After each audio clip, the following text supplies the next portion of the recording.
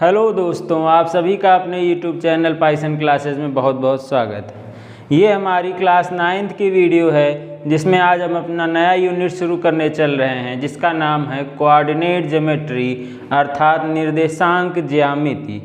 इसमें हम जिस पॉइंट्स को पढ़ेंगे सबसे पहले हम उसको डिस्कस करेंगे, उसके बाद हम अपना चैप्टर शुरू करेंगे।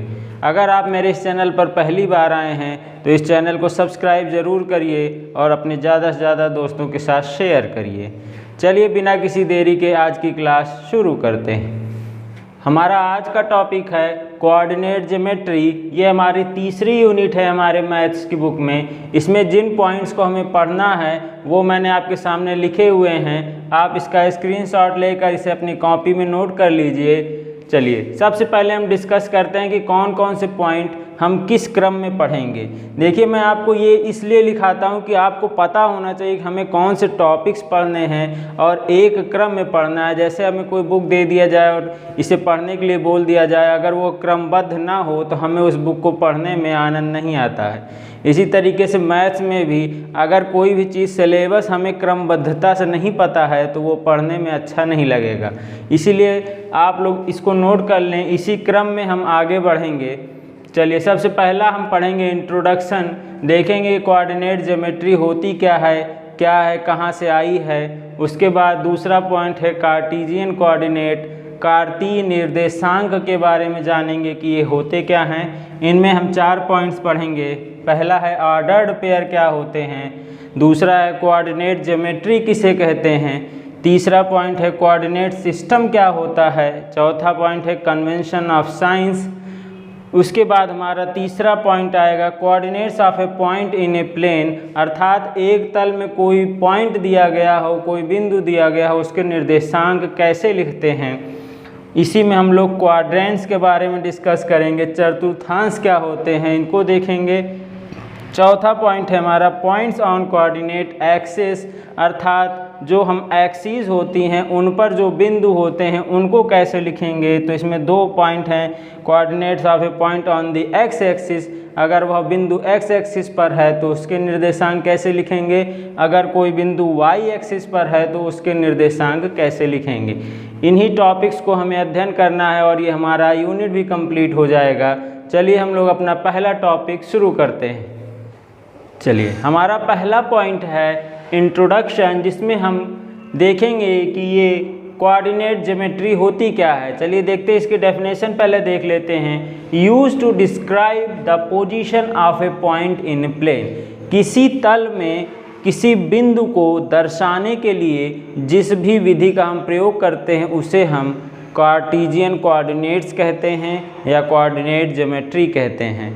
जैसे हम भूगोल में पढ़ते होंगे कि हमें कोई भी बिंदु को निर्देशांक दिखाने होते हैं कि हम इस जगह पर रहते हैं, तो हमारा एक स्पेसिफिक पॉइंट के निर्देशांक जो होते हैं वो स्पेसिफिक होते हैं। हम लोग भूगोल में 3 आयाम वाले पॉइंट्स को दर्शाते हैं। यहाँ पर अभी हम केवल 2 आयाम वालों को पढ़ेंगे, जब आगे क्लासेस में हम 3D के बारे में सीखेंगे। अभी हम केवल 2D पर पॉइंट्स को दर्शाना सीखेंगे। चलिए एक उदाहरण से समझते हैं कि ये कहना क्या चाह रहा है। चलिए, श्याम का एक दोस्त जो है राम यहाँ रहता है इस मकान नंबर 3 में। अब श्याम को राम के घर आना है। अगर उसे केवल ये पता हो कि राम जो है मकान संख्या 3 में रहता है तो क्या वह उसके घर पहुँच पाएगा? सर वो नहीं पहुंच पाएगा, क्योंकि यहाँ भी 1 2 3 4 तो यहाँ भी नंबरिंग है, यहाँ भी है, यहाँ भी है, यहाँ भी है। तो उसे केवल ये पता हो कि मकान संख्या 3 में रहता है तो वह नहीं पहुँच पाएगा। अगर श्याम को एग्जैक्ट लोकेशन बताई जाए राम की कि आप पूर्व से पश्चिम की ओर जाएंगे तो आपको 4 मार्ग मिलेंगे, तो पहला दूसरा छोड़ करके तीसरे वाले मार्ग पर आप जाइएगा और वहाँ से तीसरा मकान है, तब वह एग्जैक्ट पहुँच पाएगा। अर्थात इसको 2 चीज़ें बतानी हुई कि पहले तो आप जाइएगा पश्चिम की तरफ और वहाँ पर मार्ग संख्या 3 में जाना है। तो इसको ये एग्जैक्ट लोकेशन ये पता चली मार्ग 3 कहाँ है, ये पहला, ये दूसरा, ये तीसरा। फिर यहाँ पर आया तो अब यहाँ पर इसको 4 घर मिले, तो इसे पता करना है कि कहाँ रहता है। तो उसे पता है कि मकान संख्या 3 में रहता है, तो यहाँ वो पहला दूसरा घर छोड़कर तीसरे में आएगा तो उसको राम मिल जाएगा। इसी तरीके से हमारा ये कोऑर्डिनेट ज्योमेट्री भी यूज़ होता है किसी तल में किसी पॉइंट की स्पेसिफिक लोकेशन को बताने के लिए हम कोऑर्डिनेट ज्योमेट्री का प्रयोग करते हैं। चलिए नेक्स्ट टॉपिक देखते हैं। चलिए हमारा नेक्स्ट पॉइंट है कार्टेशियन कोऑर्डिनेट्स क्या होते हैं। चलिए देखते हैं। सबसे पहले इसमें पॉइंट है हमारा ऑर्डर्ड पेयर क्या होता है। क्रमित युग्म किसे कहते हैं, इसकी डेफिनेशंस लिखी हुई हैं, आप लोग इसका स्क्रीनशॉट लेकर अपनी कॉपी में नोट कर लीजिए। चलिए हम लोग समझते हैं। A pair of numbers A and be listed in specific order with A at first place and B at second place is called an ordered pair। A, B अर्थात कोई भी नंबर हमें लिखना हो, जैसे हमने लिखा 2, 3, तो ये हमारा एक ऑर्डर्ड पेयर है जहाँ ये वाला जो है वो A होता है, ये वाला पॉइंट जो है B होता है। ये A और B अलग अलग होते हैं। जैसे यहाँ पर नोट में क्या लिखा हुआ है, A, B जो है वो B, A के बराबर नहीं होता, अर्थात हम कहते हैं 3, 2, तो क्या 2, 3, 3, 2 के बराबर है? सर नहीं है, यहाँ A बराबर 2 है, यहाँ पर A बराबर 3 है, अर्थात 2 और 3 एक दूसरे के बराबर नहीं होते हैं। तो क्रमित युग्म का मतलब क्या होता है कि सर कोई भी संख्या को हम जब A, B के रूप में लिखते हैं, इसी को हम क्रमित युग्म या ऑर्डर्ड पेयर बोलते हैं। दूसरा है कोऑर्डिनेट ज्योमेट्री क्या है। सर कोऑर्डिनेट ज्योमेट्री जो है the branch of mathematics in which geometric problems are solved through algebra by using the coordinate system. By using the coordinate system is known as coordinate geometry. गणित की वह शाखा जिसके अंतर्गत हम ज्योमेट्रिक प्रॉब्लम्स को, ज्यामितीय समस्याओं को हल करते हैं अलजेब्रा का यूज़ करके, उसे हम निर्देशांक ज्यामिति कहते हैं। ये सब तो थ्योरेटिकल सेक्शंस हैं, आप लोग इन्हें नोट करके एक आपके पढ़ने के लिए है कि हाँ कोई पूछ ले कोऑर्डिनेट ज्योमेट्री क्या होती है, ऑर्डर्ड पेयर क्या होते हैं, तो आप लोग उसे बता सकें। चलिए हम लोग नेक्स्ट पॉइंट की ओर बढ़ते हैं। नेक्स्ट है हमारा कोऑर्डिनेट सिस्टम। जैसे किसी भी चीज़ को समझने के लिए एक सिस्टम होना चाहिए, तभी हमें वो चीज़ समझ में आएगी कि इसका क्रम क्या है समझने का, कैसे हम इसे हल करेंगे किसी भी सवाल को, उसका एक सिस्टम होता है। तो हम पहले सिस्टम बनाने की कोशिश कर रहे हैं, जिसमें पहला पॉइंट है कोऑर्डिनेट एक्सीस क्या होते हैं। कोऑर्डिनेट एक्सीस मतलब निर्देशांक अक्ष कौन कौन से होते हैं उसकी बात करते हैं। सर लिखा हुआ definition, the position of a point in a plane is determined with reference to 2 fixed perpendicular lines called the coordinate axis. और ये दोनों कैसे हों, म्यूचुअली परपेंडिकुलर होनी चाहिए। कहने का क्या मतलब है कि किसी पॉइंट का, जैसे हमें यहाँ पर कोई पॉइंट दे दिया गया P, अगर हम इस पॉइंट P का निर्देशांक, इस पॉइंट P की स्थिति को जानना चाहते हैं, तो हमें कुछ ना कुछ तो रेफरेंस चाहिए जिसके सापेक्ष हम लोग इस स्थिति का पता लगाएंगे। भाई कुछ अगर हमारे पास मानक ही नहीं रहेगा तो हम इसको कहाँ से मानेंगे। तो इसके मानक के तौर पर इन निर्देशांक अक्षों को लिया गया है। यहाँ पर 2 म्यूचुअली परपेंडिकुलर लाइंस हैं एक दूसरे पर, ये परपेंडिकुलर लाइंस होती हैं, इन्हें हम कोऑर्डिनेट एक्सेस कहते हैं। यहाँ पर जो x डैश ओ एक्स है, अर्थात ये वाली line x dash O X जो है उसको x एक्सिस बोलते हैं, अर्थात x अक्ष बोलते हैं, ये x अक्ष है। दूसरी लाइन है y ओ वाई डैश जो है उसको y एक्सिस बोलते हैं, y अक्ष बोलते हैं। और जहाँ पर यह दोनों एक दूसरे को काटते हैं उस पॉइंट को O बोलते हैं, ओरिजिन बोलते हैं, अर्थात मूल बिंदु बोलते हैं। ये हमारा सिस्टम है। आप समझ गए कि किसी पॉइंट का अगर हमें लोकेशन पता करना है तो हमारे पास कुछ रेफरेंस होना चाहिए, इसी रेफरेंस के सापेक्ष हम इस पॉइंट की स्थिति को पता कर सकते हैं। चलिए आगे देखते हैं।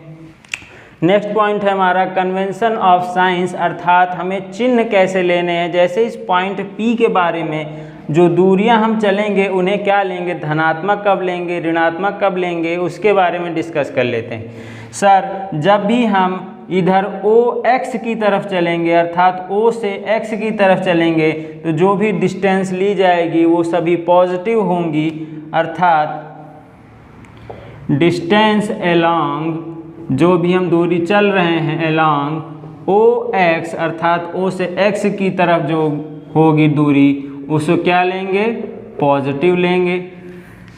दूसरा पॉइंट क्या कह सकते हैं sir, distance along OX dash अर्थात O से X डैश की तरफ आए तो इसको हम लोग नेगेटिव लेंगे। तीसरा पॉइंट है डिस्टेंस along OY, अगर O से Y की तरफ जाएंगे तब क्या लेंगे सर, तो उसे हम पॉजिटिव लेंगे। और चौथा पॉइंट है हमारा डिस्टेंस along OY डैश अर्थात ऊपर से नीचे की ओर इस एक्सिस पर यहाँ से यहाँ की ओर आएंगे तो इसे हम नेगेटिव लेंगे। यहाँ से हमने साइन कन्वेंशन अपने हिसाब से सुविधा अनुसार हमने चिन्हों को निर्धारित कर लिया है। अब पूरे कोऑर्डिनेट ज्योमेट्री में हम इसका पालन करेंगे कि जब भी O से X की तरफ जाएंगे या O से Y की तरफ जाएंगे तो दोनों वैल्यूज़ को पॉजिटिव लेना है। जब भी O से X डैश या O से Y डैश की तरफ जाएंगे सारी डिस्टेंस को नेगेटिव में लेना है। ये हमारा साइन कन्वेंशन था। चलिए नेक्स्ट देखते हैं। थर्ड पॉइंट है हमारा coordinates of a point in a plane. किसी प्लेन में अगर हमें कोई पॉइंट दिया हो तो उसके कोऑर्डिनेट्स को कैसे लिखते हैं, उसका क्या मतलब होता है उसको समझते हैं। जैसे हमारा एक प्लेन है, ये XY प्लेन है, यहाँ पर एक पॉइंट P है, इसका हमें कोऑर्डिनेट्स दिया गया है। तो let P be a point in a plane, हमने मान लिया कोई पॉइंट P है। Distance of P from Y axis अर्थात Y एक्सिस ये वाली लाइन है, यहाँ से इसकी दूरी देखेंगे तो ये पॉइंट ये इसके बराबर है अर्थात यह दूरी A के बराबर है। अर्थात हम कह सकते हैं distance of P from Y axis equals to A unit. इसी तरीके से distance of P from X axis की बात करें, P की X एक्सिस से दूरी की बात करें तो सर ये वाली दूरी B के बराबर है, ये B यूनिट हो गई। तो हम कोऑर्डिनेट्स ऑफ P जो है लिख सकते हैं A, B। देखिए यहाँ पर हमने P को लिखा A, B। अब हम समझेंगे कि इस A और B को क्या कहते हैं, इसके स्पेशल नाम हैं। A जो है वो X कोऑर्डिनेट है अर्थात X अक्ष के हमारे निर्देशांक हैं, X के निर्देशांक हैं, जिसे हम एब्सिसा कहते हैं, हिंदी में भुज कहते हैं। दूसरा है B equal to Y coordinate हैं, Y निर्देशांक हैं, इसे हम ऑर्डिनेट कहते हैं या कोटि कहते हैं। कभी कभी क्वेश्चंस में हमसे यही पूछ लिया जाता है कि एक पॉइंट दे देगा, कहेगा इसके ऑर्डिनेट क्या हैं, एब्सिसा क्या हैं, तो आप लोग ये छोटे छोटे क्वेश्चंस को बता सकते हैं। जैसे एग्जाम्पल के लिए हमने आपको एक पॉइंट दे दिया P 3,5, यहाँ पर हम आपसे पूछें कि इसका ऑर्डिनेट बताइए तो ऑर्डिनेट आप बता सकते हैं सर, ऑर्डिनेट जो होता है वह Y एक्सिस पर जो दूरी होती है वह होती है अर्थात Y कोऑर्डिनेट यहाँ पर 5 है। एब्सिसा की बात करें, भुज की बात करें तो सर भुज जो है वो X कोऑर्डिनेट होता है, X कोऑर्डिनेट यहाँ पर 3 है अर्थात जो पहले लिखा जाता है वो X है, X कोऑर्डिनेट है, जो बाद में लिखा जाता है वो Y कोऑर्डिनेट है। इस तरीके के भी कई क्वेश्चंस बुक में दिए गए हैं, आप आसानी से बता सकते हैं ऑर्डिनेट एब्सिसा क्या होते हैं। चलिए नेक्स्ट पॉइंट है हमारा क्वाड्रेंट्स क्या होते हैं, चतुर्थांश क्या होते हैं, देखते हैं। चतुर्थ अंश अर्थात इसमें देखिए जो X डैश OX है और Y OY डैश है, ये कोऑर्डिनेट एक्सिस हमारे कहलाते हैं अर्थात ये और ये मिलकर कोऑर्डिनेट एक्सिस कहलाते हैं। और जब किसी पेपर पर हम लोग इन दोनों लाइंस को खींचेंगे तो ये पूरे पेपर को 4 भागों में डिवाइड कर देता है, इसीलिए इसका नाम चतुर्थ अंश अर्थात चतुर्थ अंश है, चौथा अंश है। यहाँ पर 4 भाग हो गए। यहाँ पर किसी भी पेपर में आप ये 2 लाइन खींचेंगे तो आपका पूरा पेपर 4 भागों में डिवाइड हो जाएगा। चलिए इन्हीं 4 पार्ट्स को हम क्वाड्रेंट्स कहते हैं। हम इस पहले वाले को कहते हैं फर्स्ट क्वाड्रेंट अर्थात प्रथम चतुर्थांश। ये वाला हमारा प्रथम चतुर्थांश है। हम लोग ऐसे घड़ी के विपरीत दिशा में चलेंगे, एंटी क्लॉकवाइज चलेंगे तो हमारा ऐसे चलते जाएंगे, ठीक। तो ये हमारा सेकेंड क्वाड्रेंट है अर्थात दूसरा क्वाड्रेंट है, दूसरा चतुर्थांश है। ये वाला हमारा थर्ड क्वाड्रेंट है, तृतीय चतुर्थांश है। इस वाले को हमने नाम दे दिया फोर्थ क्वाड्रेंट। ये हमारा चौथा क्वाड्रेंट है। चलिए इनमें हम लोग अब देखेंगे कि इनके नाम तो हमने लिख लिया, अब इसमें जो पॉइंट्स आएंगे उनकी डिस्टेंस को कैसे हम वेरीफाई करेंगे, क्या लिखेंगे उनकी डिस्टेंस को। चलिए कोई भी पॉइंट अगर इस चतुर्थांश में पड़ेगा पहले वाले में, तो यहाँ पर x भी पॉजिटिव होगा। यहाँ देखिए, यहाँ से यहाँ चलेंगे तो सारी दूरी पॉजिटिव आएगी, और y की वैल्यू ऊपर जाएंगे तो भी पॉजिटिव आएगी। अर्थात पहले चतुर्थांश में सभी वैल्यूज़ पॉजिटिव होती हैं, चाहे वो x की हो चाहे y की। सेकेंड क्वाड्रेंट की बात करें तो यहाँ से हम लोग इधर आएंगे तो यहाँ पर हमने बताया था कि नेगेटिव x होता है, अर्थात x equals to negative value होती है, और यहाँ पर y equals to positive value, अर्थात सेकेंड क्वाड्रेंट में x नेगेटिव होता है और y पॉजिटिव होता है। देखिए यहाँ कुछ याद नहीं रखना, एक बार आप इसे ध्यान से देख लेंगे, समझ लेंगे तो अपने आप ही ये याद रहेगा। थर्ड क्वाड्रेंट में जैसे यहाँ पर कोई पॉइंट हमें दर्शाना है तो सबसे पहले हम x को दर्शाते हैं, तो x कहाँ पर है, इस लाइन पर है, अर्थात यह नेगेटिव है। फिर y को दर्शाना है तो y सर ऊपर तो जाएंगे नहीं, यहाँ पर नीचे है, यहाँ पर तो नीचे आएंगे तो अर्थात y भी नेगेटिव हो जाएगा। अर्थात तीसरे चतुर्थांश में x और y दोनों नेगेटिव होते हैं। चौथे की बात करें तो सर यहाँ पर x की बात करें तो ये देखिए ये वाली लाइन है, ये पॉजिटिव होती है। y की बात करें तो ये नीचे है, अर्थात नेगेटिव होती है। यहाँ पर चौथे वाले में x पॉजिटिव और y नेगेटिव होता है। इस तरीके से हम कोई भी डिस्टेंस को बता सकते हैं। जैसे हम इसका उदाहरण देखना चाहें कि सर इसमें कोई पॉइंट बताइए, जैसे हमने लिख दिया 2,3, तो 2,3 कहाँ पर लाई करेगा सर, पहले चतुर्थांश में लाई करेगा। इसके लिए अगर कोई पॉइंट हमें दे दिया जाए -2,3 की बात करें तो सेकेंड क्वाड्रेंट में देखिए ये माइनस होना चाहिए, ये प्लस है तो ये दूसरे वाले में आएगा। यहाँ पर दोनों वैल्यूज़ माइनस होनी चाहिए, अर्थात -2 -3 किस चतुर्थांश में पड़ेगा, क्वेश्चन पूछ लिया जाए तो हम कह सकते हैं यह तीसरे वाले में पड़ेगा। चौथे के लिए यहाँ पर 2, -3 की बात करें तो यह किस क्वाड्रेंट में पड़ेगा सर, चौथे में। इस तरीके के कई सवाल आपके बुक में दिए गए हैं, आपको पॉइंट्स दे दिए गए हैं, पूछ रहा है किस चतुर्थांश में पड़ेंगे। आपने अगर इसे ध्यान से समझ लिया तो कोई भी क्वेश्चन आपका गलत नहीं होगा। चलिए इसमें एक इम्पॉर्टेंट पॉइंट है कि any point lying on the x axis और y एक्सिस, अगर कोई भी पॉइंट इस लाइन पर x एक्सिस वाली पर पड़े या y एक्सिस वाली पर पड़े तो वह किसी भी चतुर्थांश में नहीं होता है। जैसे हमें पॉइंट दे दिया जाए 2,0, बताइए किस चतुर्थांश में है, तो सर यहाँ पर हम कह सकते हैं सर यहाँ पर y एक्सिस की वैल्यू 0 है, अर्थात यह किसी भी क्वाड्रेंट में लाई नहीं करेगा। इस तरीके से अगर x 0 हो जाता तो भी हम कह देते कि सर ये किसी भी क्वाड्रेंट में लाई नहीं करता है। अगला पॉइंट है इसमें कोऑर्डिनेट्स ऑफ ओरिजिन आर 0,0, अर्थात ये जो ओरिजिन है जहाँ पर ये काटता है इसके कोऑर्डिनेट्स हमेशा हम 0,0 लेते हैं, यहीं से शुरुआत करते हैं। देखिए यहाँ पर x डिस्टेंस भी 0 है और y डिस्टेंस भी 0 है, इसीलिए हम इसे 0,0 लिखते हैं।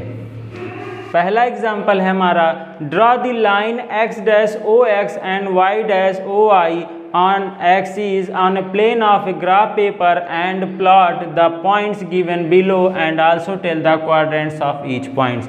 आपको कह रहा है कि ये 4 पॉइंट दिए गए हैं, इनको बताना है कि ये किस क्वाड्रेंट में पड़ते हैं, और एक आप ग्राफ पेपर लीजिए उसमें ये लाइन खींचिए, अर्थात x-OX और y-OY' को खींचिए और इन पॉइंट्स को दर्शाइए, उसके बाद बताइए कि ये किस क्वाड्रेंट में पड़ते हैं। चलिए हमने ये लाइन खींच ली है आपकी सुविधा के लिए। अब हम इन पॉइंट्स को दर्शाते हैं। सर पहला पॉइंट है A, ये 5,3 है, अर्थात 5 का मतलब क्या होता है सर, x कोऑर्डिनेट्स होते हैं, अर्थात यह x पर 5वां पॉइंट है, अर्थात यहाँ, और y पर तीसरा पॉइंट है, अर्थात यहाँ। अब हम क्या करेंगे, यहाँ से एक परपेंडिकुलर ड्रा करेंगे और यहाँ से एक परपेंडिकुलर ड्रा करेंगे, ये दोनों जहाँ पर काटेंगे यही पॉइंट है हमारा 5,3। समझ गए होंगे आप लोग। A को हमें दर्शाना है, यहाँ से x बराबर 5 और y बराबर 3 डिस्टेंस पर 2 परपेंडिकुलर खींचेंगे, जहाँ भी ये दोनों काटेंगे वो हमारा A पॉइंट होगा। इसी तरीके से B को दर्शाते हैं -3 2, अर्थात ये -3 और y = 2 पर, अर्थात ये दोनों ऊपर ऐसे परपेंडिकुलर खींचेंगे, जहाँ पर ये काटेंगे ये -3, 2 ये हमारा B पॉइंट हो गया। C पॉइंट को हमें दर्शाना है सर -5 -4, अर्थात -5 माने x की वैल्यू -5 हो और y की वैल्यू -4 हो, तो यहाँ से हम एक परपेंडिकुलर खींचेंगे और इधर खींचेंगे, ये जहाँ पर काटेगा ये पॉइंट हमारा C पॉइंट कहलाएगा, -5 -4। D पॉइंट की बात करें 2, -6, अर्थात x की वैल्यू 2 है, y की वैल्यू -6 है, तो यहाँ से परपेंडिकुलर और यहाँ से ड्रा किया तो ये यहाँ पर काटेगा, ये पॉइंट हमारा D है 2, -6 के। यहाँ तक सभी को समझ में आ गया होगा कि कैसे हम दिए गए पॉइंट्स को अपने कार्टेशियन कोऑर्डिनेट्स में ड्रा करते हैं। अब हमें इनका क्वाड्रेंट बताना है, चलिए एक एक का बताते हैं हम लोग। A की बात करें सर, A पॉइंट किस क्वाड्रेंट में आपको दिख रहा है? हमने बताया था कि यहाँ पर अगर ऐसे बना लिया तो ये फर्स्ट होता है, ये सेकंड होता है, ये थर्ड होता है, ये फोर्थ होता है। यहाँ से हम देख करके बता सकते हैं कि कहाँ पर कौन सा पॉइंट है। सर ये वाला A जो है ये पहले वाले में पड़ रहा है, अर्थात ये फर्स्ट क्वाड्रेंट में है। A जो है हमारा पहले चतुर्थांश में है। B देख रहे हैं तो B वाला दूसरे में दिख रहा है, अर्थात B सेकंड क्वाड्रेंट में है। C की बात करें तो सर यहाँ पर दिख रहा है, अर्थात इस वाले खाने में दिख रहा है, ये थर्ड क्वाड्रेंट कहलाता है, तीसरा घर है ये इसका। चौथा घर जो है यहाँ पर D पॉइंट है, अर्थात यह चौथे घर में है, अर्थात यह फोर्थ क्वाड्रेंट में है। इस उदाहरण के माध्यम से हमने पॉइंट्स को अपने कार्टेशियन कोऑर्डिनेट सिस्टम पे दर्शाना सीख लिया है और किस चतुर्थांश में पढ़ते हैं वह भी हमने सीख लिया है। यहाँ पर कुछ भी आपको याद नहीं रखना है, सिर्फ आपने इसको ड्रा किया और ये 4 भागों में बंट गया है। अब पॉइंट्स जब आ जाएंगे तो हम देख कर ही बता देंगे कि वह किस खाने में है, ये पहला है, ये दूसरा है, तीसरा है, चौथा है। चौथा पॉइंट है पॉइंट्स ऑन कोऑर्डिनेट एक्सिस, अर्थात जो हमारे निर्देशांक अक्ष हैं, अगर कोई पॉइंट उस पर लाई करेगा तो हम उसे कैसे रिप्रेजेंट करेंगे, यही हमें आज सीखना है। चलिए सबसे पहला है coordinates of a point on the x axis. अगर कोई पॉइंट जो है वह एक्स एक्सिस पर लाई करता है, जैसे हमने इसको बनाया, ये हमारी एक्स एक्सिस है, ये एक्स डैश, ये ओ, ये वाई और ये वाई डैश। यहाँ पर पहला पॉइंट है हमारा coordinates of a point on the x axis.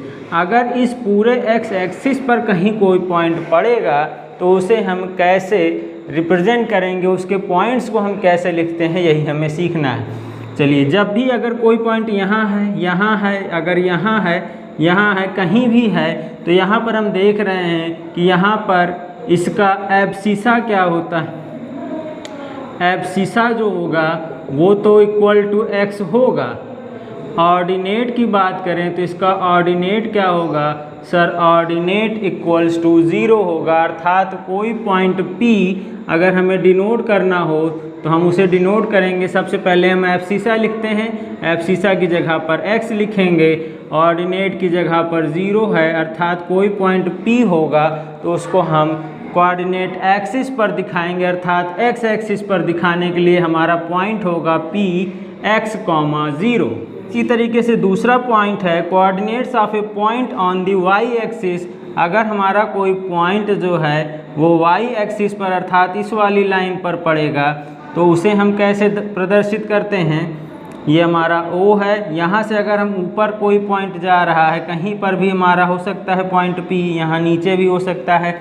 अगर यहाँ पर लाई करेगा तो सर यहाँ पर केवल y ही होता है, अर्थात एब्सिसा जो होता है इक्वल टू 0 होता है, और ऑर्डिनेट जो होता है, ऑर्डिनेट की वैल्यू अर्थात y होगी, अर्थात y एक्सिस पर केवल y ही होगा, x का मान 0 होगा। अर्थात यहाँ पर अगर हमें पॉइंट P लिखना हो तो हम कहेंगे 0, y। कोई भी पॉइंट हमें दर्शाना है तो हम y, अगर पॉइंट हमारा y एक्सिस पर है तो हम दिखाएंगे 0, y से, अगर पॉइंट x एक्सिस पर है तो उसको दिखाएंगे x, 0 से। उम्मीद है आपको ये पॉइंट क्लियर हो गया होगा। इसमें एक पॉइंट और आ रहा है हमारा ये ओरिजिन, तो अगर इसको हम लिख लें कोऑर्डिनेट्स ऑफ ओरिजिन की बात करें तो अर्थात मूल बिंदु के निर्देशांक जो होते हैं वह होता है 0, 0, अर्थात यहाँ पर हमारा जो पॉइंट है यहाँ पर x की वैल्यू भी 0 है, y की वैल्यू भी 0 है, अर्थात यह पॉइंट हमारा 0, 0 होता है। उम्मीद है आपको ये चौथा पॉइंट क्लियर हो गया होगा। चलिए इसके आगे हम लोग देखते हैं। नेक्स्ट क्वेश्चन है हमारा right the axis on which the given point lies. हमसे सवाल पूछ रहा है, ये 4 पॉइंट आपको दिए गए हैं, बताना है कि ये कौन सी एक्सिस पर लाई करेगा। चलिए देखते हैं। पहला सवाल है हमारा 2, 0। देखिए यहाँ पर कौन सी वैल्यू 0 है, अर्थात सिंस y इक्वल्स टू 0 है तो y किस एक्सिस पर 0 होता है, तो हम जानते हैं सर x एक्सिस पर यह पॉइंट होगा, अर्थात it lies on x axis. देखिए हमने बताया था कि जहाँ ये x होता है, ये y होता है, ये y की वैल्यू 0 है, अर्थात यह पॉइंट x एक्सिस पर होगा। चलिए दूसरे वाले पर आते हैं। यहाँ पर 0, -5 है, चूँकि x इक्वल्स टू 0 है। देखिए यहाँ पर एब्सिसा 0 है, यहाँ ऑर्डिनेट 0 था, यहाँ एब्सिसा 0 है, अर्थात यहाँ x 0 हो गया। तो ये किस एक्सिस पर, it lies on y axis, अर्थात यह y एक्स पर पड़ेगा ये पॉइंट। तीसरा है हमारा -4, 0, तो ये किस में पड़ेगा, यहाँ पर हम देख रहे हैं ऑर्डिनेट 0 है, चूँकि y इक्वल्स टू 0 है, it lies on x axis. जब y 0 हो गया भैया तो x पर ही तो लाई करेगा, और कहाँ जाएगा। चौथा है हमारा 0, -1, अर्थात यहाँ पर x बराबर 0 है तो it lies on y axis, अर्थात यह y एक्स पर पड़ेगा, भले ही नीचे की तरफ पड़ेगा मगर यह y एक्सिस पर ही पड़ेगा। चलिए इसमें से अगर पूछ लिया जाता कि बताइए ये चारों पॉइंट किस किस क्वाड्रेंट्स में पड़ेंगे, तो आप लोग क्या जवाब देते। हमने आपको बताया था कि कोई पॉइंट अगर एक्सिस पर लाई करता है, अर्थात वहाँ अगर x 0 है या y 0 है तो वह किसी भी क्वाड्रेंट में लाई नहीं करेगा। नहीं आप लोग फर्स्ट, सेकेंड, थर्ड में लगा कर चले आए कि यहाँ x की वैल्यू तो पॉजिटिव है, अर्थात ये फर्स्ट क्वाड्रेंट में होगा। नहीं, यहाँ पर ये चारों पॉइंट किसी भी क्वाड्रेंट में लाई नहीं करेंगे, ये एक्सिस पर लाई करते हैं। चलिए नेक्स्ट क्वेश्चन है हमारा plot the points A 2, 5, B है -2 and 2, तीसरा है C 4, 2 on a graph paper. अर्थात हमें ये 3 पॉइंट दिए गए हैं, कह रहा पहले इसे एक ग्राफ पेपर पर आप लोग बनाइए, दर्शाइए कि यह कहाँ है। उसके बाद join AB, BC and CA, AB, BC और CA को मिला दीजिए, उससे एक आकृति बनेगी, अर्थात वह आकृति कैसी बनेगी, एक त्रिभुज बनेगी। तो उसका एरिया हमें बताना है कि उसका एरिया कितना होगा। चलिए सबसे पहले इसको दर्शाने के लिए हमें 2 म्यूचुअली परपेंडिकुलर लाइंस खींचनी पड़ेंगी। ये वाली होती है YO, Y डैश, ये XO, X डैश, अर्थात ये हमारी म्यूचुअली परपेंडिकुलर लाइंस हैं, यही हमारे क्या कहलाती हैं, एक्सिस कहलाती हैं। अब इस पर हम लोग मार्किंग करेंगे, 1-1 सेंटीमीटर बराबर 1 यूनिट की मार्किंग कर देते हैं। ये 1, ये 2, ये 3, ये 4, ये 5, इधर -1, -2, -3, -4, -5। ऊपर की तरफ y पॉजिटिव होता है, हम जानते हैं, तो ऊपर सारे पॉजिटिव वैल्यूज चलेंगी और नीचे माइनस में अर्थात नेगेटिव होता है। ठीक, ये हमने बना लिया। अब हम अपने पॉइंट्स को दर्शाना शुरू करते हैं। पहला पॉइंट है हमारा 2, 5, अर्थात 2, 5 कहाँ पड़ेगा। चलिए जैसे हमें इस पॉइंट को ढूंढना है, अर्थात यह पहला जो है 2 पॉइंट, अर्थात x एक्सिस पर ये x होता है, ये y होता है। तो यहाँ x एक्सिस पर हमें 2 यूनिट चलना है, अर्थात यहाँ पर 1, यहाँ पर 2 यहाँ पर आए, और y एक्सिस पर हमें 5 यूनिट चलना है, 1 2 3 4 5, अर्थात ये लाइन और ये लाइन। यहाँ पर हम लोग स्केल रखेंगे, एक परपेंडिकुलर यहाँ खींचेंगे और इसको यहाँ खींचेंगे, ये दोनों मिलाएंगे। यहाँ पर A पॉइंट है हमारा 2,5। ये क्लियर हो गया। अब दूसरा पॉइंट है -2, और 2 कहाँ आएगा सर? -2 अर्थात x वाला -2 है और y वाला +2 है, अर्थात यह पॉइंट यहाँ कहीं लाई करेगा। ये हो गया हमारा B -2,2। 2 पॉइंट हमने दर्शा लिए। तीसरा पॉइंट है 4,2। 4 अर्थात ये 4x की वैल्यू 4 है, y की वैल्यू 2 है, अर्थात ये पॉइंट हमारा C होगा 4,2। ये हमने तीनों पॉइंट्स को दर्शा दिया है अपने ग्राफ पेपर पर। अब नेक्स्ट देखते हैं क्या कह रहा है। Join AB BC and CA। AB को A को B से मिलाइए, B को C से मिलाइए, C को A से मिलाइए।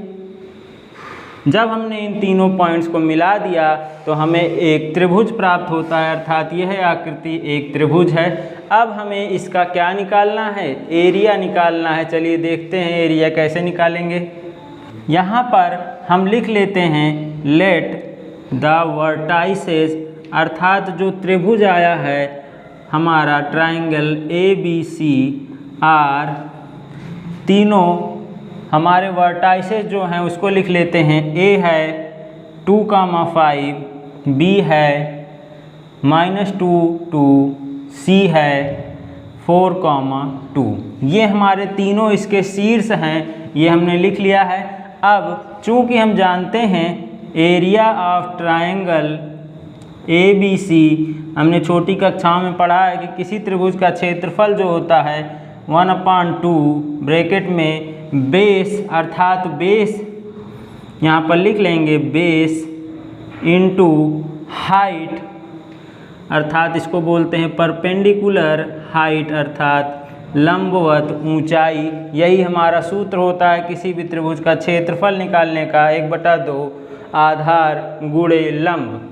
ठीक है। अब हमें यहाँ पर 2 चीज़ें निकालनी है सर, बेस निकालना है और हाइट निकालनी है। तो हाइट ये हमने यहाँ से परपेंडिकुलर ड्रा किया था, तो ये वाला यहाँ पर M पॉइंट पर मान ले रहे हैं कि इस BC लाइन को M पॉइंट पर कहीं कट कर रहा है, और ये पॉइंट हमारा ये परपेंडिकुलर जो है इसको L नाम दे देते हैं, अर्थात यह पॉइंट L पर ये हमारे x एक्सिस को कट कर रहा है। चलिए यहाँ पर हम लोग लिखेंगे ड्रॉ AL परपेंडिकुलर टू, यहाँ से A से L पर एक परपेंडिकुलर ड्रा करेंगे on x dash OX। x dash OX पर हमने AL एक परपेंडिकुलर ड्रा किया है विच इंटरसेक्ट, जो कि BC लाइन को BC एट M पर, जो कि BC लाइन को M पर काटता है। यहाँ तक कोई समस्या नहीं। देखिए ये BC लाइन जो है ये Y एक्सिस को कहाँ पर कट कर रही है? ये मान लेते हैं ये पॉइंट D पर ये Y एक्सिस को कट कर रही है। यहाँ तक कोई समस्या नहीं है। अब हम लिख सकते हैं सर BC लेंथ अगर हम लिखना चाहें, BC बराबर सर B से D तक की दूरी अर्थात BD प्लस D से C तक की दूरी अर्थात DC। यहाँ से हम लिख सकते हैं सर BC बराबर BD प्लस DC के। अब हम लोग BD और DC लेंथ को निकालते हैं। सर B से D तक की दूरी क्या है? जो पॉइंट यहाँ पर हमने देखा सर ये -2 से 0 तक की डिस्टेंस ही है, तो देखिए यहाँ पर हमें डिस्टेंस लिखना है तो हम माइनस साइन को नहीं लिखेंगे। यहाँ 0 से -2 तक आने में हमें 1 खाने 2 खाने अर्थात 2 खाना दूरी यहाँ चलना पड़ेगा, प्लस D से C तक जाने के लिए हमें कितने खाने चलने हैं? सर D से C तक जाने के लिए यहाँ से हमने देखा तो ये 4 खाने चलने थे, अर्थात ये हो गया। यहाँ से हम कह सकते हैं 6 यूनिट। हमारी BC लेंथ जो है वह 6 यूनिट के बराबर है। अब हमने यहाँ पर अपना बेस निकाल लिया है, बेस हमारा BC था। अब हमें परपेंडिकुलर हाइट अर्थात AM डिस्टेंस को निकालना है। चलिए अब AM पर सोचते हैं।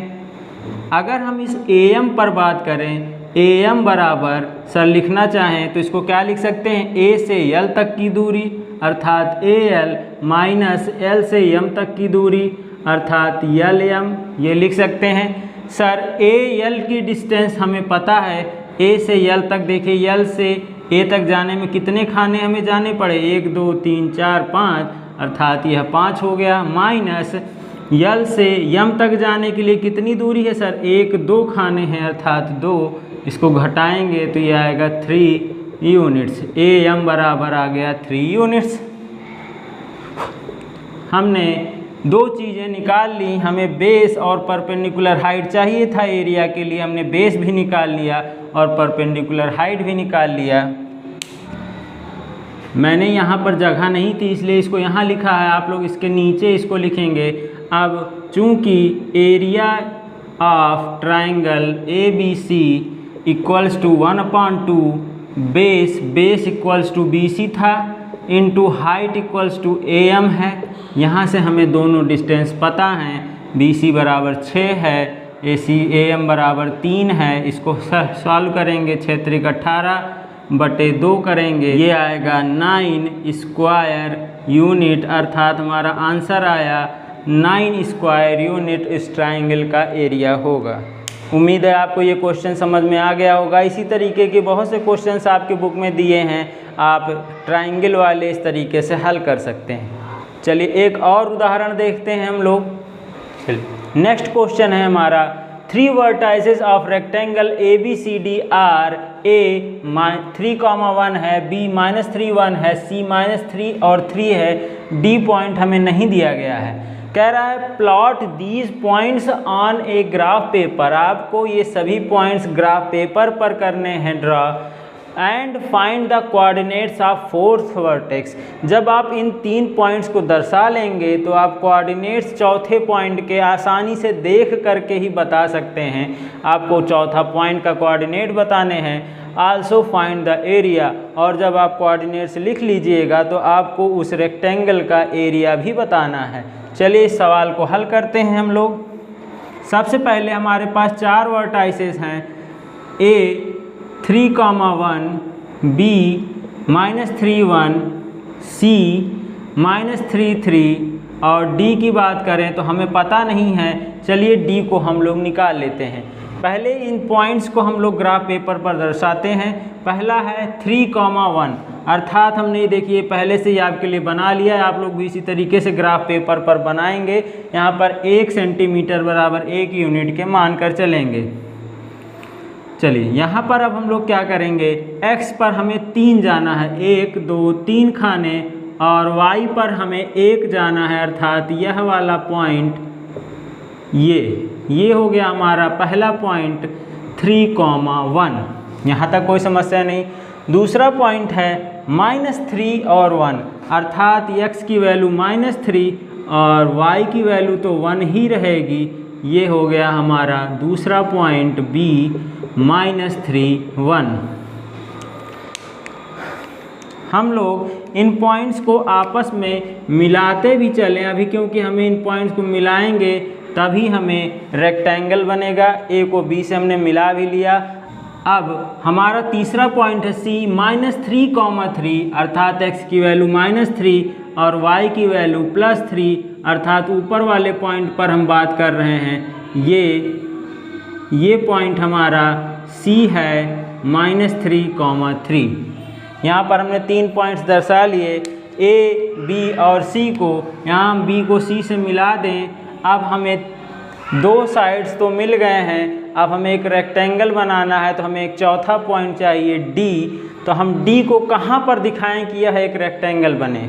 हम जानते हैं कि D पॉइंट जो है अर्थात यह भुजा और इधर वाली भुजा बराबर होनी चाहिए, अर्थात जितना दूरी यहाँ पर है उतना ही पॉइंट अर्थात ये y एक्सिस वाला पॉइंट हमारा 3 ही होना चाहिए और x एक्सिस वाला पॉइंट 3 पहले से ही है, अर्थात 3,3 की बात करें तो ये D हो जाएगा हमारा 3,3 अर्थात ये ए से डी को मिला दिया और यहाँ से इसको मिला देंगे तो ये हमारा एक रेक्टेंगल बनकर तैयार हो गया है ABCD, अर्थात यह पॉइंट D जो है हमारा 3,3 निकल कर आया। यहाँ से हम लिख सकते हैं सर कोऑर्डिनेट्स ऑफ D जो होंगे वह 3,3 होगा, अर्थात हमें देख करके लिखना है, हमें कुछ कैलकुलेट नहीं करना है। यहाँ से हमने देखा कि सर AB और BC ये CD जो है बराबर होना चाहिए और BC और AD बराबर होना चाहिए। तो यहाँ से बराबर करने के लिए हमें ये पॉइंट इसी के सामने ही लेना पड़ेगा।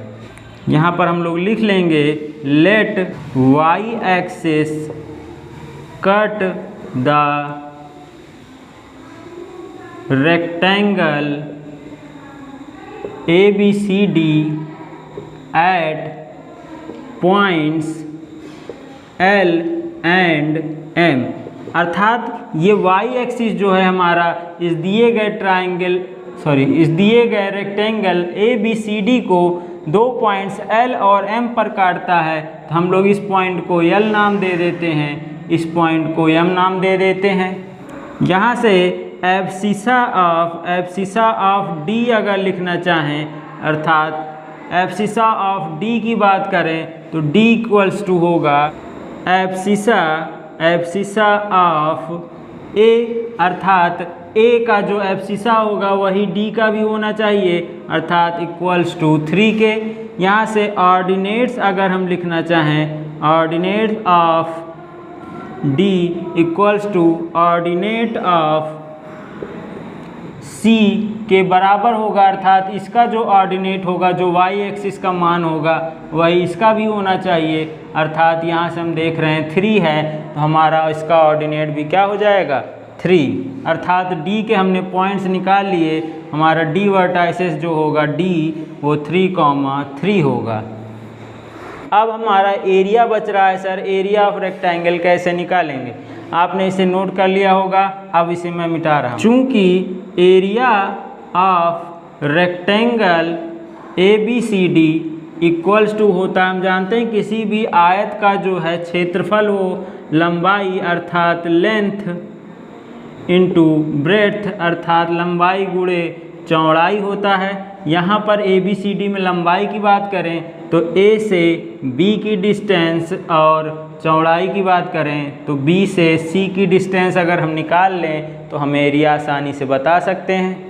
चलिए हम लोग AB डिस्टेंस निकालते हैं। चूँकि A से लेकर के B तक की दूरी की बात करें तो सर यह AL प्लस L B के बराबर है, अर्थात ये L पॉइंट पर यहाँ मिल रहा है। तो A से L की दूरी हमने देखा तो ये यहाँ से यहाँ तक की दूरी 3 है, प्लस L से B अर्थात L से B तक में जाने में भी इसे 3 खाने चलने पड़े तो 3 + 3 = 6। देखिए इस माइनस पर ध्यान नहीं देंगे क्योंकि हम डिस्टेंस निकाल रहे हैं और डिस्टेंस नेगेटिव में नहीं लेते हैं। चलिए AB हो गया।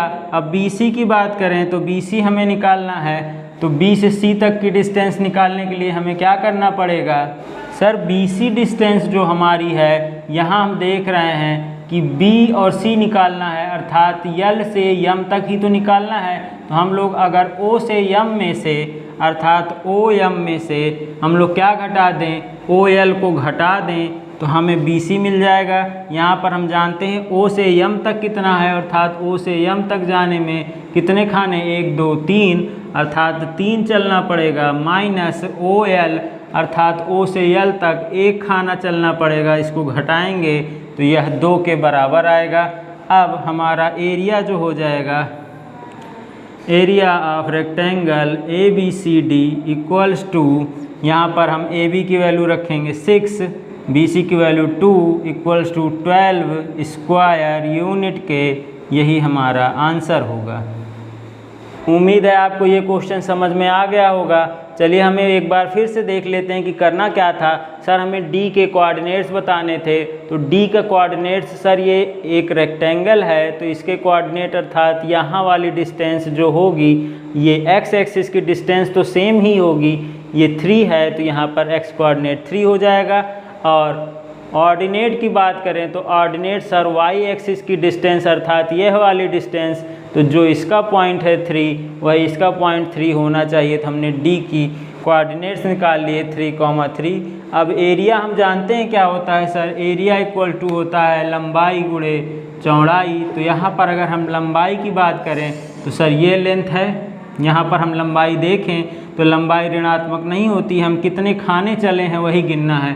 तो 1 2 3 ये यहाँ से यहाँ तक 3 खाने, फिर 4 5 6 अर्थात नीचे हमारी लंबाई 6 यूनिट हो गई और ऊपर जाने में हमें कितने खाने 1 और 2 चलने पड़े अर्थात 6 गुणे 2 कर देंगे तो 12 स्क्वायर यूनिट हमारा एरिया आ जाएगा। इसी तरीके की और भी सवाल आप अपने बुक से लगा सकते हैं, और भी एग्जाम्पल्स दिए गए हैं। मैंने आपको 2 एग्जाम्पल करवाए हैं, दोनों अलग अलग टाइप के थे। आपके और भी क्वेश्चंस आप इसी तरीके से हल कर सकते हैं। यहीं पर हमारा ये थ्योरी सेक्शन ख़त्म होता है। चलिए अब हम लोग इस पर कुछ मल्टीपल चॉइस क्वेश्चंस को भी कर लेते हैं, जिससे हमारा यह वीडियो और यह चैप्टर कंप्लीट हो जाए।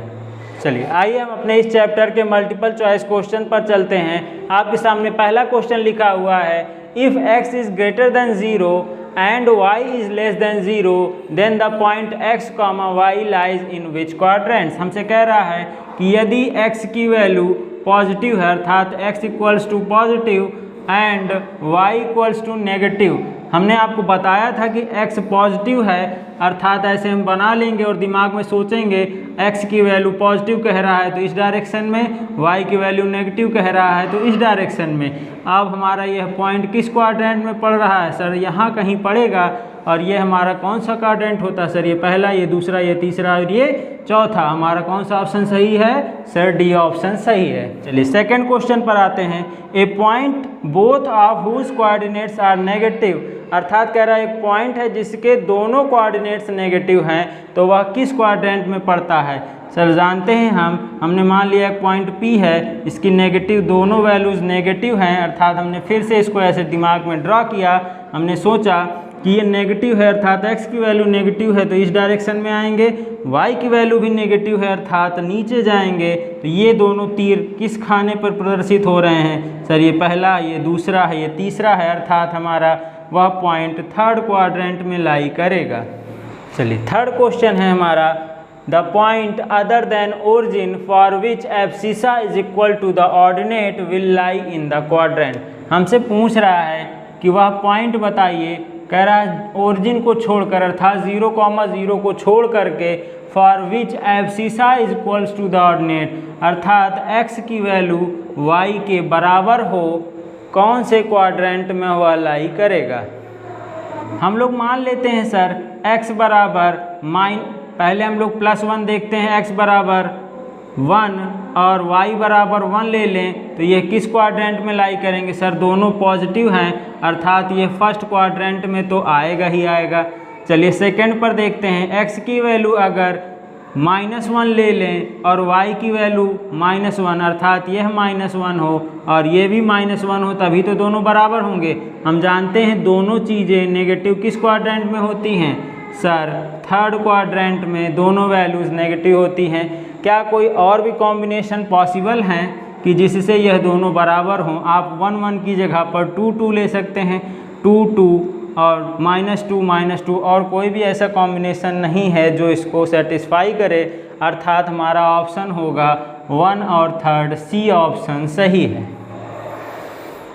चलिए चौथा क्वेश्चन है हमारा, पॉइंट्स 1 -1 2 -2 -3 -4 4 -5 कौन से क्वाड्रेंट्स में लाई कर रहे हैं आपको पता करना है।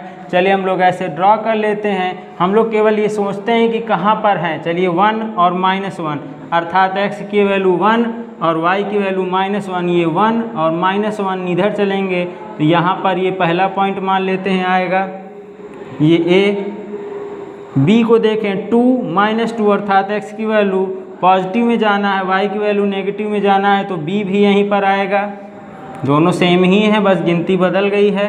-3 -4 की बात करें तो सर x की वैल्यू माइनस में लेना है और y की वैल्यू माइनस में लेना है अर्थात C पॉइंट हमारा यहाँ आएगा।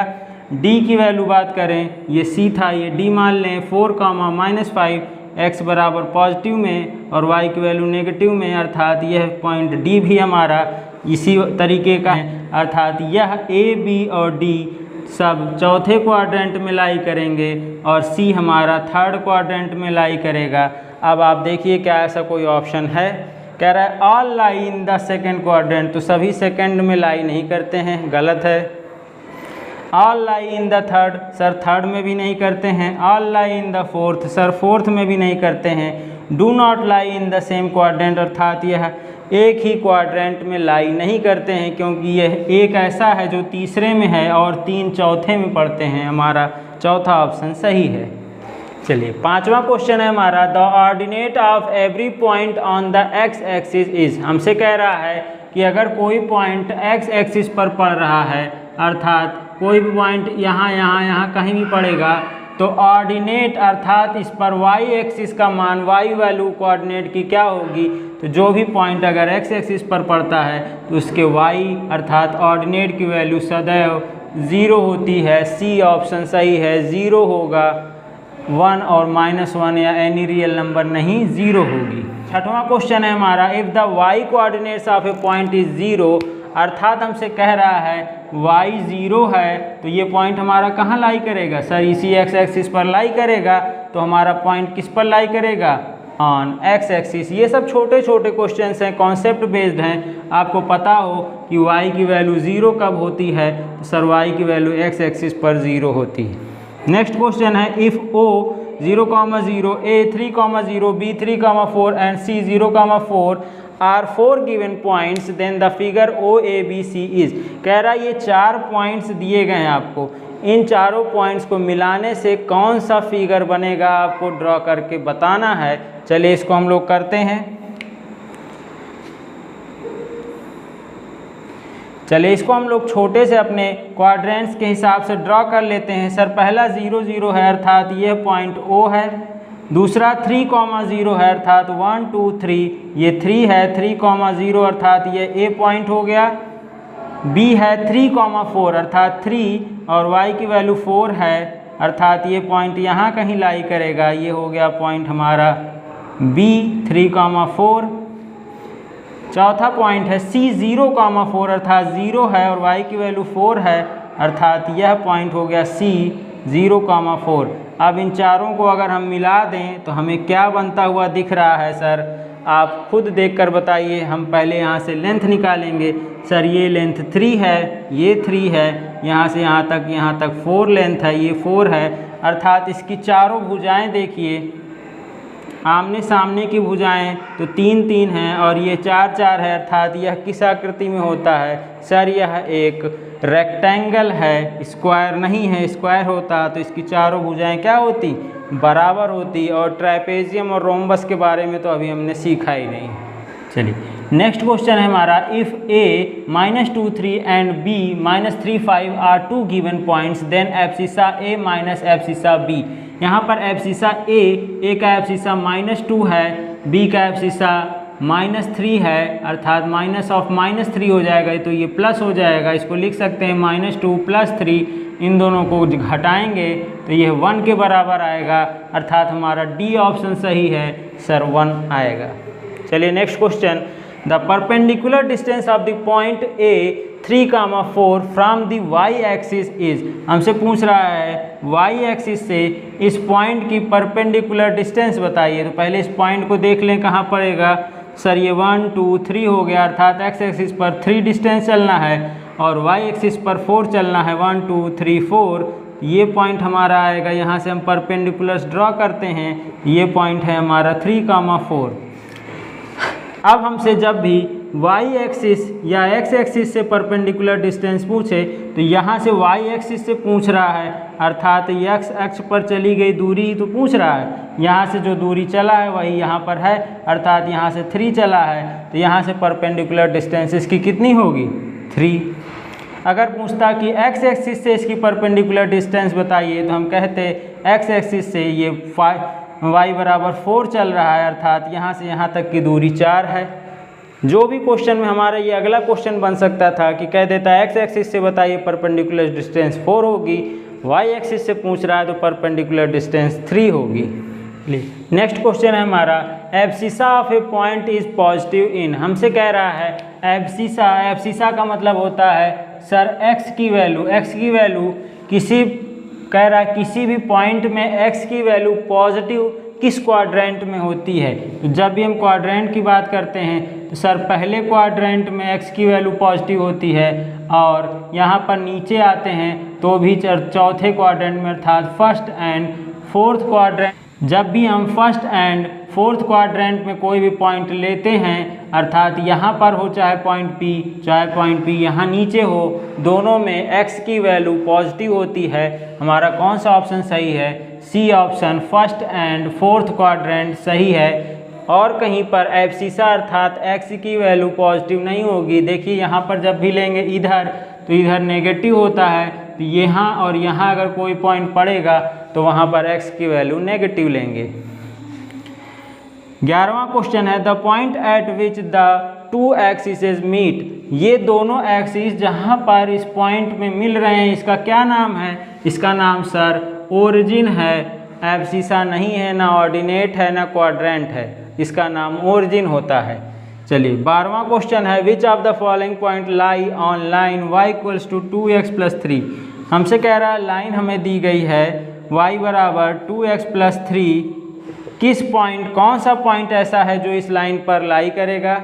चलिए हम लोग देख लेते हैं, एक एक वैल्यू रख कर देखते हैं। तो यहाँ पर अगर हम y बराबर हमें 8 चाहिए तो x बराबर 2 रखेंगे तो 2 2 जा 4 और 3 7 मिलेगा, अर्थात यह पॉइंट नहीं होगा। यहाँ पर आएंगे y बराबर 9 चाहिए तो 3 रखा तो 2 3 जा 6 + 3 अर्थात b वाला पॉइंट मिल गया हमें 3,9। 3,9 ही ऐसा पॉइंट है जो इस लाइन पर लाई करता है। चलिए नेक्स्ट क्वेश्चन है हमारा which of the following point not lie on the line y equals to 3x + 4। अर्थात कह रहा है ये 4 पॉइंट दिए गए हैं, इनमें से कौन सा point y equals to 3x + 4 line पर लाई नहीं करता। इसको हम लोग सॉल्व करते हैं। हमें जो लाइन दिया गया है sir y equals to 3x + 4, यहाँ पर हम सभी पॉइंट्स को रख कर देख लेते हैं, जो सेटिस्फाई नहीं करेगा वही हमारा आंसर होगा। यहाँ पर ये 7 है, अगर x की वैल्यू 1 ले लें तो 3 × 1 + 4 अर्थात ये वाला सेटिस्फाई कर रहा है, ये हमारा आंसर नहीं है। b पर आते हैं 2 और 10 अर्थात यहाँ 10 हो, और 3 2 जा 6 + 4 अर्थात यह भी सेटिस्फाई कर रहा है, ये भी नहीं है। -1 1 रख कर देखते हैं, अर्थात 1 3 × -1 + 4 करेंगे तो ये आएगा 1, अर्थात यह पॉइंट भी नहीं है। चौथा है हमारा 4,12, y बराबर 12 है, x बराबर 4 अर्थात रख कर देखते हैं तो 3 चौक 12 4 16 आ रहा है, और इधर 12 है, अर्थात यही पॉइंट है जो इस लाइन पर लाई नहीं करेगा। 14वां क्वेश्चन है हमारा which of the following point does not lie in any quadrant. कह रहा है कि इनमें से कौन सा ऐसा पॉइंट है जो किसी भी चतुर्थांश में नहीं आता है। मैंने आपको बताया था कि कोई भी पॉइंट जो x एक्सिस पर या y एक्सिस पर लाई करेगा वही है जो किसी भी क्वाड्रेंट में नहीं आता है। यहाँ पर हम देख रहे हैं कि ये सर x की वैल्यू 0 है, y की वैल्यू 3 है, अर्थात यह इस लाइन अर्थात y एक्सिस पर लाई करेगा, और ये सभी क्वाड्रेंट्स में लाई करेंगे, अर्थात 0,3 ही एक ऐसा पॉइंट है जो किसी क्वाड्रेंट में लाई नहीं करता है।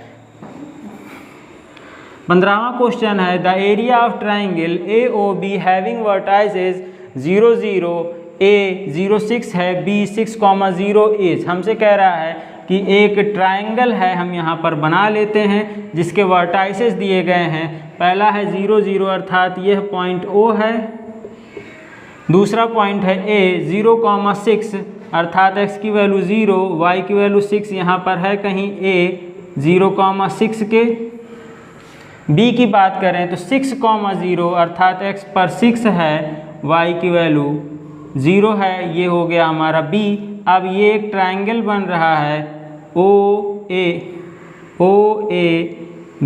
हमारा एक ट्रायंगल है। हमसे कह रहा है इसका एरिया बताइए। ट्रायंगल हम जानते हैं sir, area triangle OAB equals to 1/2 base की वैल्यू अर्थात 6 यूनिट है, यहाँ से यहाँ तक 6 है, इनटू हाइट की बात करें तो यहाँ से यहाँ तक 6 है। इसको सॉल्व करेंगे 6 6 जा 36 बाई 2 करेंगे तो ये आएगा 18 स्क्वायर यूनिट के। 36 आप लोग गलती से मत लगा दीजिएगा, आपका सी ऑप्शन सही है 18 स्क्वायर यूनिट। यहीं पर हमारे ये मल्टीपल चॉइस क्वेश्चंस भी ख़त्म होते हैं। उम्मीद है आप लोगों को ये वीडियो अच्छा लगा होगा, इन्फॉर्मेटिव लगा होगा। अगर मेरा पढ़ाया हुआ आप लोगों को पसंद आता है तो मेरे इस चैनल को सब्सक्राइब ज़रूर करिए और अपने ज़्यादा से ज़्यादा दोस्तों को इन्फॉर्म करिए, जिससे वो भी मेरे इस चैनल को सब्सक्राइब करें और वो भी मेरे साथ जुड़ सकें। चलिए हम लोग मिलते हैं नेक्स्ट वीडियो में। यहीं पर हमारे ये कोऑर्डिनेट ज्योमेट्री ख़त्म हो गया है। हम लोग नेक्स्ट वीडियो में नया यूनिट शुरू करेंगे। चलिए तब तक के लिए गुड बाय।